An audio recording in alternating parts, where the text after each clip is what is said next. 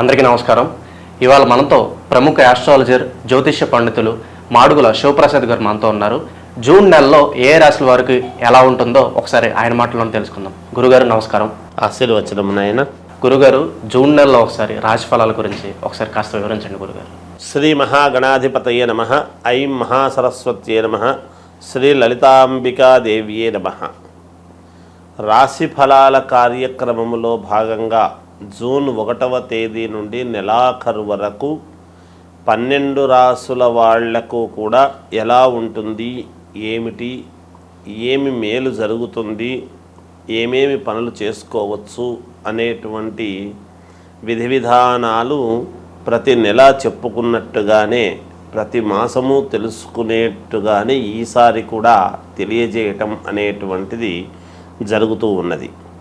అయితే మామూలుగా కొంతమందికి మిశ్రమ ఫలితాలు కానీ కొన్ని రాసుల వాళ్లకు చాలా బాగుంది అని కానీ చెబుతూ ఉంటాం ఆయా గ్రహస్థితుల యొక్క దృష్ట్యా. అయితే ఏది ఏమైనా రాసుల ప్రకారముగా అందరికీ బాగుండినను లగ్నము ఏ లగ్నములో అయితే పుట్టి ఉంటారో, అందరూ ఒకే లగ్నానికి పుట్టి ఉండరు కదా, అందుకని ఏ లగ్నంలో పుట్టి ఉన్నారో చూసుకుంటే కొంతమందికి బాగా జరగవచ్చును, కొంతమందికి మధ్యస్థముగా జరగవచ్చును, కొంతమందికి రాసుల ప్రకారంగా బాగుంది అని చెబుతున్నారు కానీ గురువుగారు మాకేమీ అలా జరగటం లేదే అనేటువంటి భావనతో కూడా ఉంటారు. అయితే అందుకని వ్యక్తిగతమైనటువంటి జాతకాలను ఎక్కువగా మనం చూసుకోవాలి అనేటువంటిది ఉంటుంది. అంటే date, time, date of birth, time of birth, place of birth అనేటువంటివి ఉంటే క్షుణ్ణముగా మొత్తముగా పరిశీలన చేసి చెప్పుకోవచ్చును ఎప్పుడూ కూడా. అందువల్ల వ్యక్తిగతమైనటువంటి జాతకాలను మీకు నచ్చిన వాళ్ళ దగ్గర, మీకు అనుకూలం ఎవరి దగ్గర ఉంటే వాళ్ళ దగ్గర ఒకసారి చూపించుకొని ఏవైనా చిన్నపాటి పరిహారాలు అవి ఉంటే చేసుకుంటే రాసుల ప్రకారముగా బాగుంది అన్నప్పుడు మరి ఈ రాసే కదా మాది ఎందుకు బాగలేదు అని ఒక్కసారి చూపించుకుంటే దాంట్లో తగిన విధముగా పరిహారం అనేటువంటిది చేసుకుంటే మీకు కూడా బాగుంటుంది అని తెలియజేస్తున్నాను. గురుగారు, మనకి జూన్ నెలలో తులారాశి వారికి ఎలాంటి ఫలితాలు ఉండబోతున్నాయి కాస్త వివరించండి గురుగారు. తులారాశి వాళ్లకు జూన్ నెలలో మిశ్రమ ఫలితాలు గోచరిస్తున్నప్పటికీ కొంచెం అనుకూలవంతముగానే ఉన్నాయి.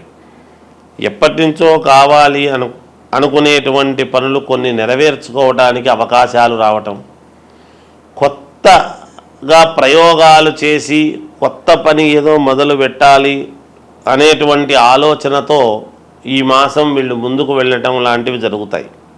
కొత్తగా వ్యాపారం కానీ లేదా ఇంకేదైనా కొత్తదనంగా ప్రజలకు చూపించాలి అనేటువంటి ధోరణిలో వీళ్ళ జీవితం ముందుకు వెళుతుంది కాక వీళ్ళది.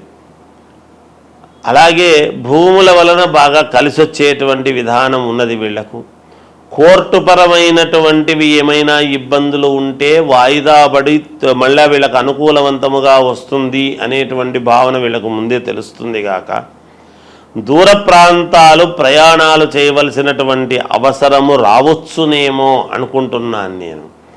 అలా వెళ్ళినప్పుడు కొంచెము జాగ్రత్తగా ఉంటే మేలు జరుగుతుంది అనేటువంటిది ఉన్నది. అంటే మాట్లాడేటప్పుడు జాగ్రత్తగా మాట్లాడటమే, వేరే ఏం లేదు.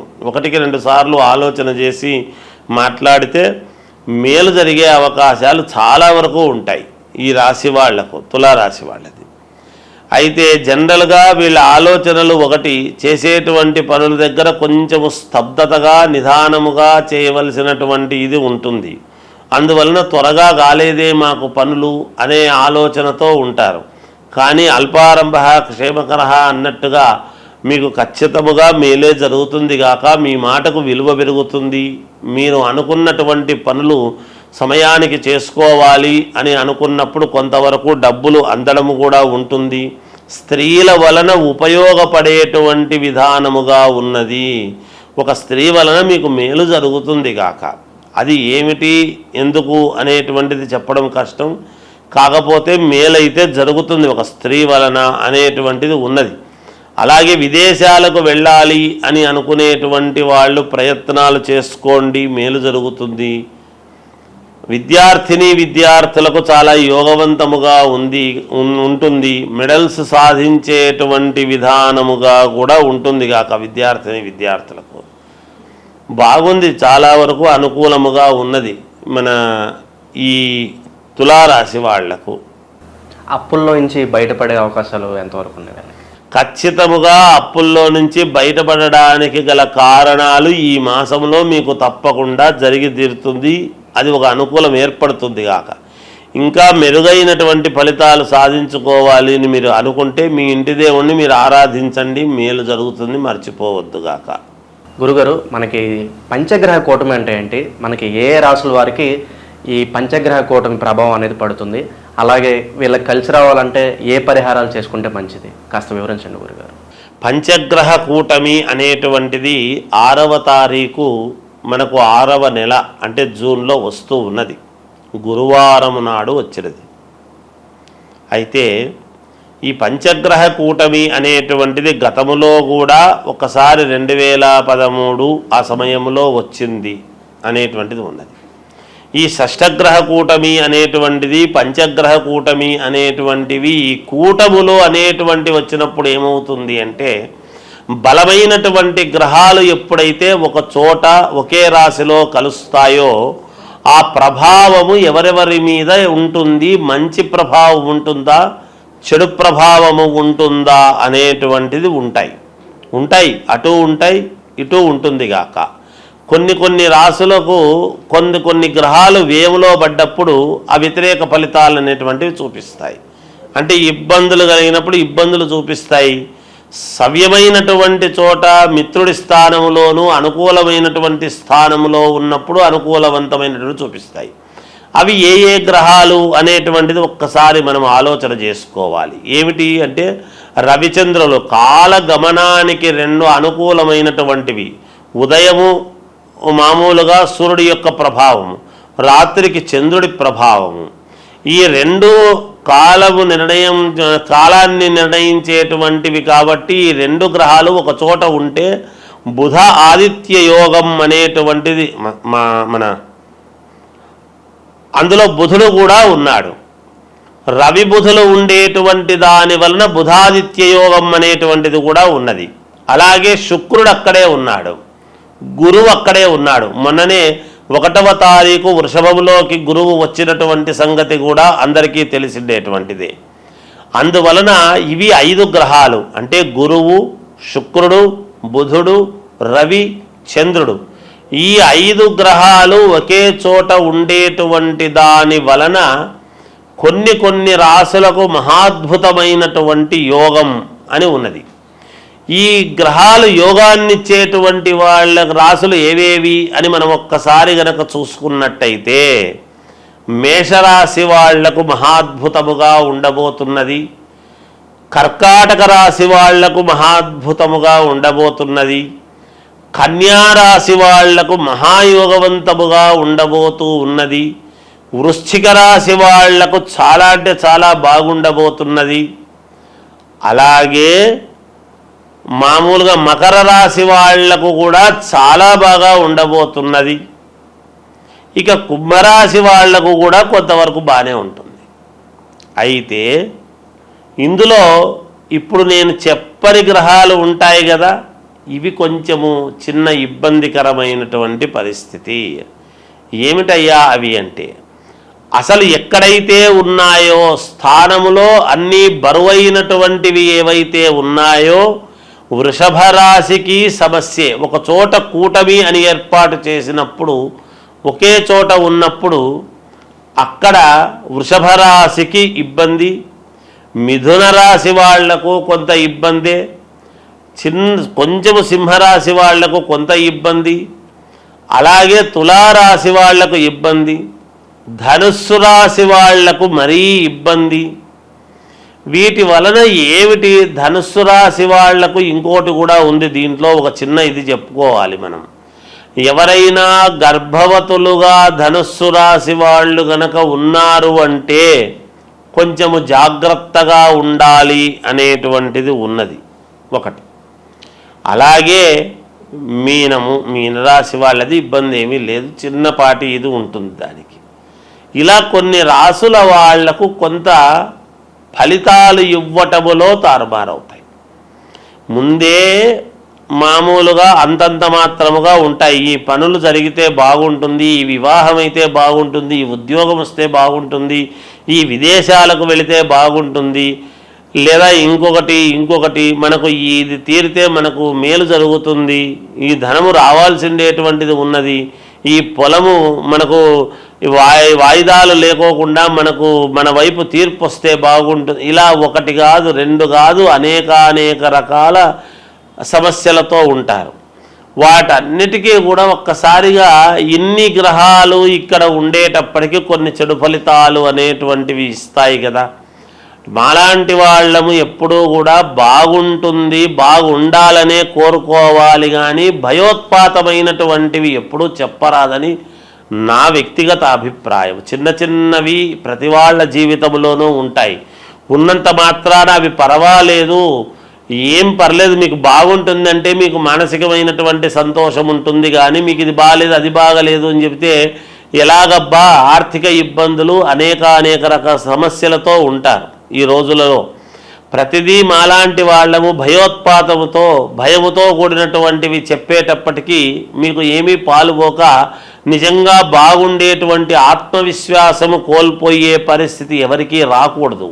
అందువలన చిన్నపాటి ఇబ్బందులు, సముద్రము అన్న తర్వాత అలలు, మానవ జీవితం అన్న తర్వాత ఒడిదుడుకులు ఉంటాయి, సహజం. అది దానికి ఎవరు భయపడక్కర్లేదు.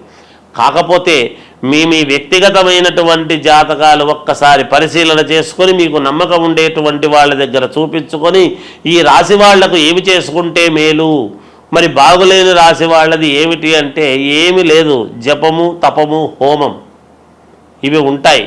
హవనం అనేటువంటిది ఎప్పుడైతే హోమం చేసుకుంటారో మీ పేర్లతో అగ్నిహోత్రుడి యొక్క సంస్కారము వలన మీరు సంస్కరింపబడతారు, మీకు మేలు జరుగుతుంది. తప్పకుండా హోమాలు సరే, ఇంకా ఏవో కొన్ని ఉంటాయి, అవన్నీ చేసుకోవచ్చును. ఇంకా ఒకటి ఉన్నది, దీని వలన కొన్ని ఇబ్బందులు ఉంటాయి. పైగా వచ్చినటువంటిది ఎప్పుడు అంటే ఆదివారము, గురువారము 6వ తారీఖు అమావాస్య అనేటువంటిది కూడా ఇదైంది. దాని వలన ఈ గ్రహాల యొక్క దీని వలన అమావాస్య కూడా గురువారం రోజు, పైన గురువు, మనకు ఏ యోగం ఇవ్వాలన్నా గురుబలం బాగుంటే అన్ని జరుగుతాయి అనేటువంటిది ఉన్నది నానుడి. ఈ గురువు అనేటువంటి వాడు ఎవరు? దత్తాత్రేయ స్వామి, వ్యాస మహర్షిని మనము గురువు అని భావిస్తాం. అలా దత్తాత్రేయ స్వామిని మనము గురువు అని అనుకుంటున్నప్పుడు గురువారం రోజే వెళతాం. దత్తాత్రేయ స్వామి ఎవరు? త్రిమూర్తులు కలిస్తే దత్తాత్రేయుడు. దత్తాత్రేయుడి దగ్గర 4 వేదాలు, 4 వేదాలకు సంబంధించినటువంటి ఇది. అలాగే ఈరోజు ఎవరైనా యంత్ర పూజలు చేసుకునేటువంటి వాళ్ళము, మాలాంటి వాళ్ళం మేము చేసేటువంటిది ఏమిటి అంటే మామూలుగా తాంత్రిక విద్యలు అని ఉంటాయి. అవేమి చెడు కాదు. తాంత్రిక విద్యలు అంటే శీఘ్ర ఫలితాలు రావటానికి అని ఉంటుంది. ఎవరికైనా ఏదైనా కావాలి అన్నప్పుడు తాంత్రిక విద్యలతో శీఘ్ర ఫలితాలు రావటానికి కొన్ని ప్రయోగాలు ఉంటాయి. అవి కొంచెం విశేషమైనటువంటి ప్రయోగాలు ఉంటాయి. మనకు అనుకూలముగా జరగటానికి ఒక పని అనేటువంటిది చేసుకోవటానికి అది మనము ఏదైనా ఒక పని మన వశం కావాలి అని అనుకున్నప్పుడు, వశము కావాలి అంటే అందరూ తప్పు అర్థం చేసుకుంటుంటారు. ఏదో అనవసరమైనవన్నీ మన వశం కావాలి, చెయ్యాలి అని అనుకునేటువంటి ఇది ఉంటుంది. అలా ఉండకూడదు ఎప్పుడూ కూడా. ఎందుకంటే మనకు ఒక మంత్రము మన వశము కావాలి, ఒక ఉద్యోగము మనకు కావాలి అని ఇలా కొన్ని ఉంటాయి. శీఘ్రముగా తొందరగా మన కోరికలు ఫలించాలి అనేటువంటివి. అలా శీఘ్ర ఫలితాలు రావటానికి యంత్ర పూజలు అని ఉంటాయి. అవి మేము ఇటువంటి రోజులు మేము దాన్ని చాలా జాగ్రత్తగా వాడుకుంటాము గాక, పోగొట్టుకోకుండా. ఎందుకంటే మమ్మల్ని నమ్మి మాకు ఈ పని కావాలి అని ఎంతోమంది అడుగుతూ ఉంటారు కాబట్టి వాళ్ళ పనులు సక్రమముగా నెరవేరాలి అన్నప్పుడు ఇలాంటి సమయాలు చాలా యోగవంతమైనటువంటి సమయం. ఈ సమయాన్ని మేము పోగొట్టుకోకుండా జాగ్రత్తగా శీఘ్ర ఫలితాలు రావటానికి కొన్ని ప్రయోగాలు చేసుకోవటానికి ఈ సమయము, ఈ పంచగ్రహ కూటమి అనేటువంటిది చాలా ముఖ్యమైనటువంటిది. మీరు కొన్ని సినిమాల్లో చూస్తుంటారు, ఫలానా రోజు ఒకే లైన్లోకి గ్రహాలన్నీ వస్తుంటాయి అంటే ఈ కొంచెము ఏవేవో కొన్ని వీటికి సంబంధించినటువంటివి అవన్నీ ఇలా వస్తుంది, ఈ వజ్రం వస్తుంది, ఇవి దొరుకుతాయి, ఈ నిధులు ఇలా ఉంటాయి అనేటువంటివి వింటూ ఉంటాం.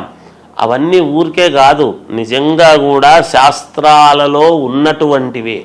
ఎవరు సినిమాలు కూడా తప్పుగా తీయరు, ఎంతో ప్రామాణికము ఉంటేనే చూసి తీస్తారు, ఏదో ఒకటిలే అని చెప్పి తీయరు. అందుకని ఇది ఈ పంచగ్రహ కూటమి అనేటువంటిది కొన్ని విషయాలకు చాలా యోగవంతమైనటువంటిది. మనము యోగం ఏదో అది మాట్లాడదాం. ఇబ్బందులు ఉంటే చిన్న చిన్న ఇబ్బందులు ఉండేటువంటి వాళ్ళు వాటిని సర్దిద్దుకుంటారు కాక ఇబ్బంది ఏమీ లేదు. కనుక ఈ శీఘ్ర ఫలితాల కోసం చేసేటువంటి దానికి కూడా ఇది పనికి వస్తుంది. అనుష్ఠానం చేసుకునేటువంటి వాళ్లకు మహద్భాగ్యముగా భావించుకోవాలి. మాలాంటి వాళ్ళము మేము శీఘ్ర ఫలితాలు రావటానికి ఎన్నో ప్రయోగాలు వంటివి చేస్తూ ఉంటాము కాబట్టి ఇది మంచి సమయముగానే భావిస్తున్నాము. వ్యక్తిగతమైనటువంటి ఈ రాసులు ఇబ్బందులు ఉండేటువంటి వాళ్ళు మీకు తగినటువంటి వాళ్ళ దగ్గర ఒక్కసారి మీ జాతకము చూపించుకొని దానికి తగ్గట్టుగా జపము పరిహారము చేసుకొని హోమ కార్యక్రమాలు అవి చేసుకోండి. ఎవరైనా ఏదైనా ఉంటే అడగండి, తెలియజేస్తాముగాక. జయోస్తు. పంచగ్రహ కూటమి గురించి చాలా చక్కగా వివరించారు గురుగారు. అలాగే దీని ప్రభావం ఏ రాశుల వారి మీద ఉంటుందో కూడా తెలియజేసినందుకు మాకు ధన్యవాదాలు. జయోస్తు.